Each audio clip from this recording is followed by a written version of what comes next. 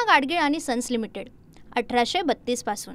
दोन्ही उपमुख्यमंत्र्यांच्याच जिल्ह्यात राज्यातल्या सर्वाधिक बोगस लाडक्या बहिणी निघाल्याचं समोर आलं। यावर निवडणूक काळात विरोधकांनी बोगस लाडक्या बहिणींच्या नोंदी केल्याचा दावा भाजप प्रवक्त्यांनी केलेला आहे। तर भुजबळांनी मात्र निवडणुकीवेळी घाई होती म्हणून दुर्लक्ष झाल्याची कबुली दिली आहे। अपात्र महिलांनी लाडकी बहीण योजनेचा लाभ घेऊ नका असं म्हणणाऱ्या अजित पवारांच्याच पुणे जिल्ह्यात सर्वाधिक बोगस लाडक्या बहिणी निघाल्यात। विशेष म्हणजे संपूर्ण राज्यात बोगस लाडक्या बहिणींचं प्रमाण दोन्ही उपमुख्यमंत्र्यांच्या जिल्ह्यामध्ये सर्वाधिक आढळलंय। दोन्ही नेत्यांच्याच जिल्ह्यात बोगस लाडक्या बहिणींचा आकडा जवळपास 3.25 लाखांच्या पुढे आहे। उपमुख्यमंत्री अजित पवारांच्या पुणे जिल्ह्यात सर्वाधिक 2,04,000 बोगस लाडक्या बहिणी आढळल्यात। त्यानंतर दुसरे उपमुख्यमंत्री शिंदेंच्या ठाण्यात 1,25,300 महिलांनी लाडकी बहीण योजनेचा बेकायदेशीररित्या लाभ घेतल्याचं समोर आलंय। यानंतर भाजपचे मंत्री विखे पाटलांच्या नगर या जिल्ह्यात 1,25,756, भुजबळांच्या नाशिक जिल्ह्यात 1,86,800, संभाजीनगरात 1,04,700, तर कोल्हापुरात 1,01,400, मुंबई उपनगरात 1,13,000, सोलापुरात 1,04,000, नागपुरात 95,500, नांदेडमध्ये 92,000, तर सांगलीत 90,000 यासह साताऱ्यातही 86,000, धुळ्यात 75,000, जालन्यात 73,000, पालघरमध्ये 72,000, बीडमध्ये 71,000, तर लातूरमध्ये 69,000 यासह अमरावतीत 61,000 बोगस लाडक्या बहिणी आढळल्या। आजच्या तारखेपर्यंत 26,34,000 बोगस लाभार्थ्यांनी लाडकी बहीण योजनेत दरमहा 1,500 रुपये घेतल्याचं समोर आलंय। भविष्यात हा आकडा अजून वाढण्याची सुद्धा शक्यता आहे। इतक्या मोठ्या प्रमाणात लाडक्या बहिणी योजनेत कशा शिरल्या असा प्रश्न विचारल्यानंतर योजना आता बंद करू का असा प्रतिप्रश्न अजित पवारच विचारतायत।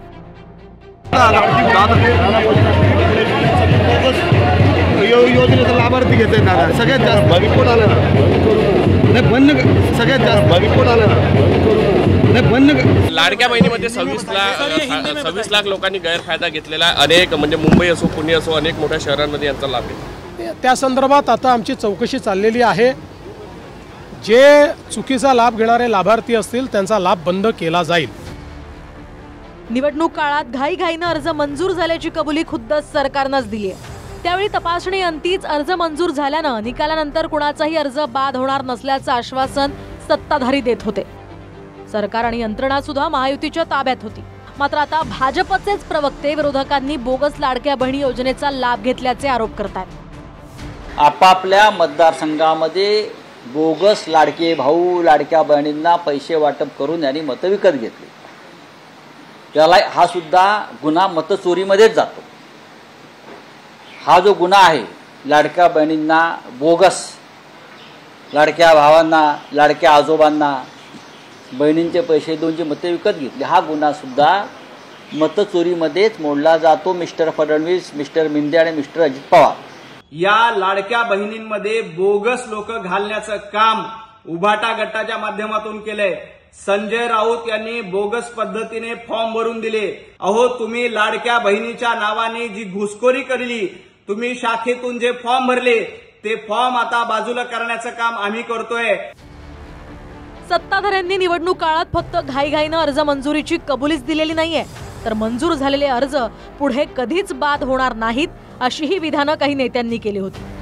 दुसरीकडे निकालानंतर आता त्याच अर्जांवरून कारवाईचा इशारा दिला जातोय। एक खरं आहे की त्यावेळेला घाई गर्दीमध्ये ही योजना त्या ठिकाणी आल्यामुळे जे बारकाईनं तपासणी करणं आवश्यक होती ती केली गेली नाही, कारण ती करत बसलो असतं तर अनेक लोक लाभापासून वंचित राहिले असते। त्यावेळेला निवडणूक एकदम तोंडावर होते।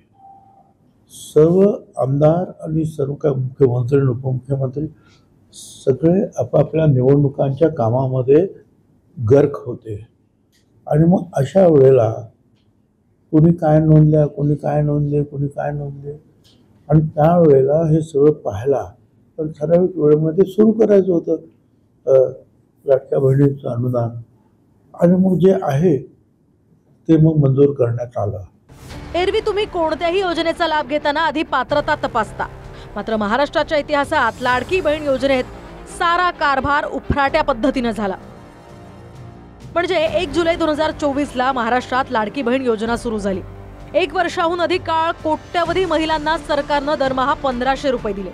आणि आता 1 वर्ष उलटल्यानंतर महिला पात्र आहेत की नाही, त्यांचं उत्पन्न गट योग्य आहे की नाही, महिलांच्या घरात कार तर नाही ना, एका घरात 2हून अधिक महिला लाभ तर घेत नाहीत ना, याची तपासणी सरकार करत आहे. साधारणपणे छाननी, पडताळणी, मंजुरी आणि मग त्यानंतर लाभ अशा प्रकारे सरकारी योजनांचा कारभार चालतो. मात्र विद्यमान स्थितीत आधी मंजुरी, मग लाभ आणि त्याच्या वर्षभरानंतर छाननी आणि पडताळणीची ही मोहीम सरकारनं हाती घेतली आहे. काही महिन्यांपूर्वी मुस्लिम महिलांनी सर्वाधिक लाभ घेतल्यानं आमच्या सरकारला मतदान करणाऱ्यांनाच योजनेत ठेवा असं विधान नितेश राणेंनी केलं होतं.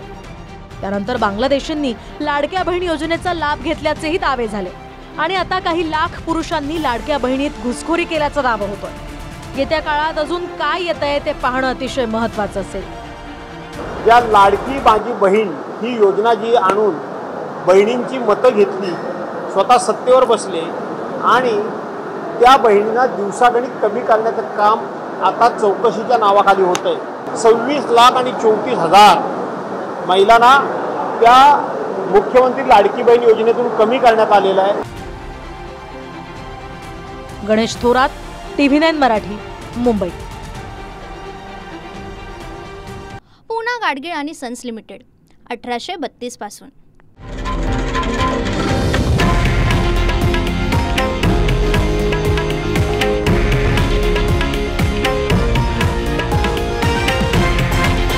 हे आहे देशातील नंबर 1 न्यूज नेटवर्क आणि आपण पाहत आहात TV9 मराठी, एकमेव.